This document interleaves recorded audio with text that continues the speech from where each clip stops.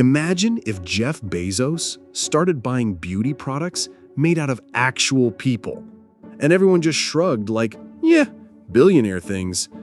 That's basically Elizabeth Báthory, a 16th century Hungarian noblewoman whose skincare routine makes serial killers look like amateur dermatologists. You think you know horror movies? Forget vampires and zombies. This was a real woman who turned her castle into something between a medieval spa and a torture chamber. And the most insane part? She almost got away with it.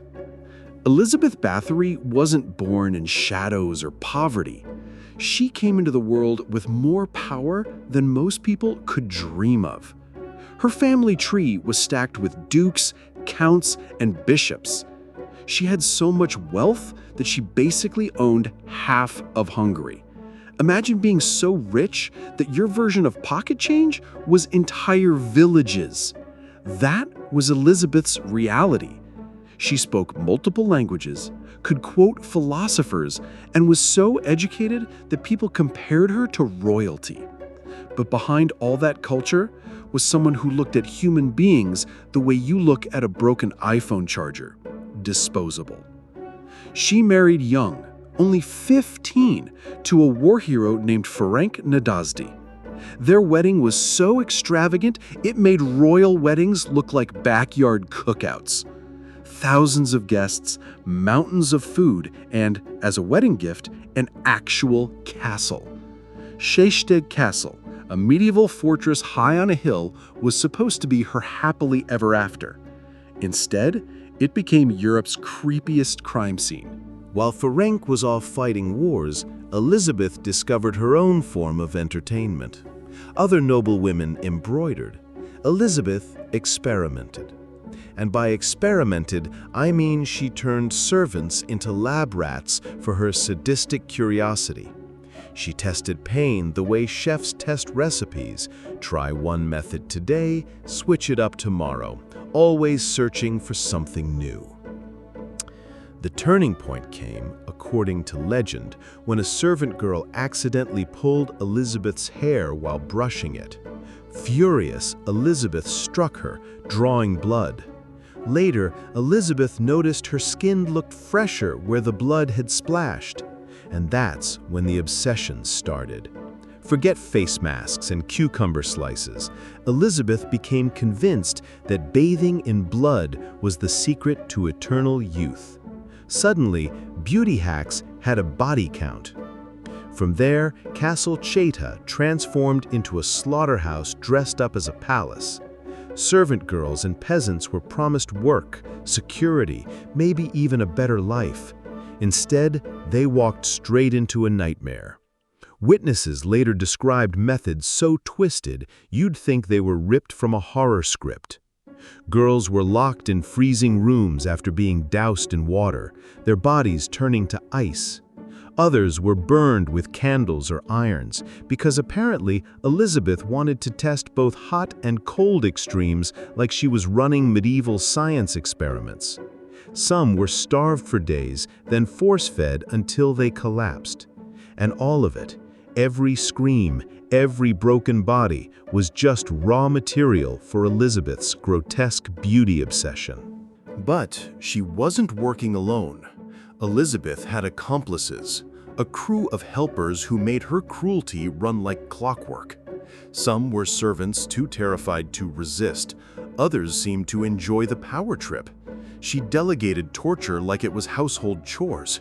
Imagine being so powerful you could assign prepare dinner, clean the great hall, and fetch me a girl to bleed in the same breath. That was Elizabeth's to-do list. The numbers are where this story goes from awful to mind-shattering. Officially, courts later claimed around 80 victims, but whispered testimonies and witness statements pushed the number to 300. And then there's the wildest version, over 600 girls. 600.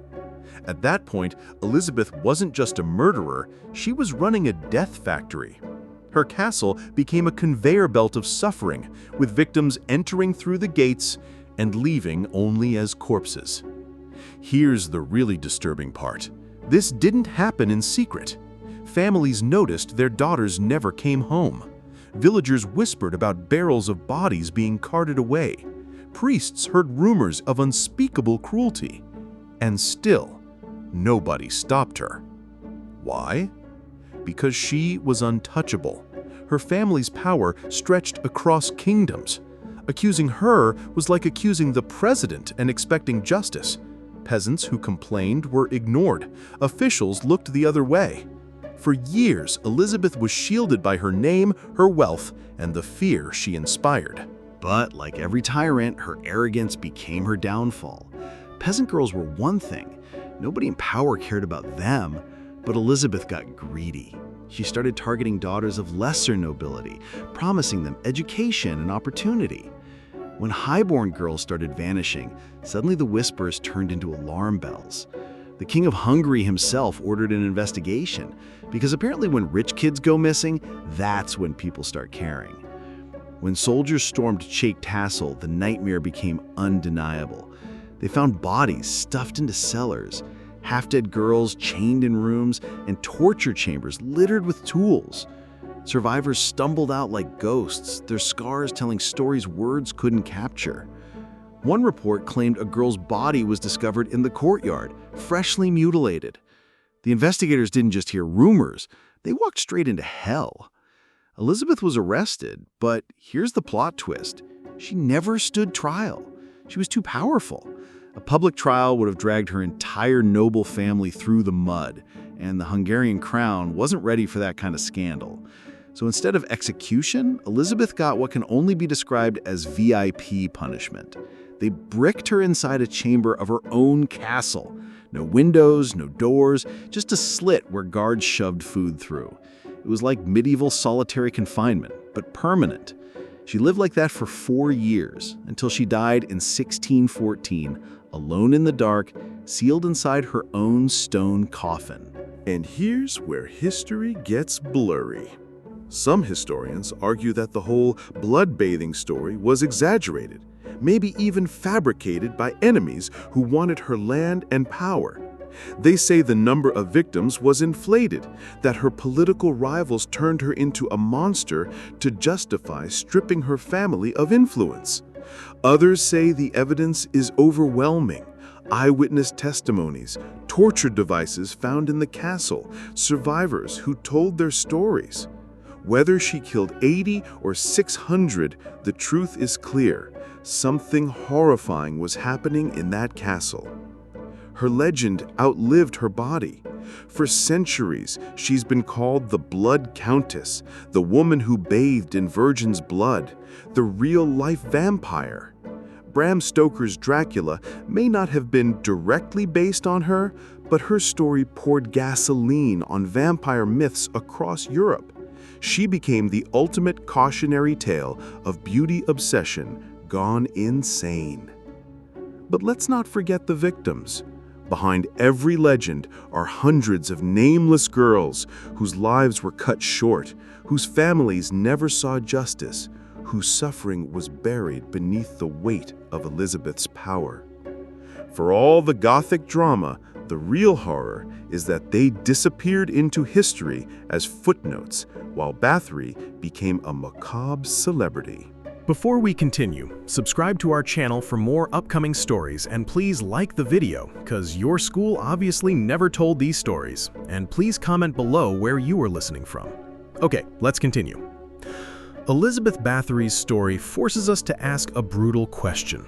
What happens when someone so rich, so powerful, so insulated from consequence decides that human beings are just ingredients in their personal obsession?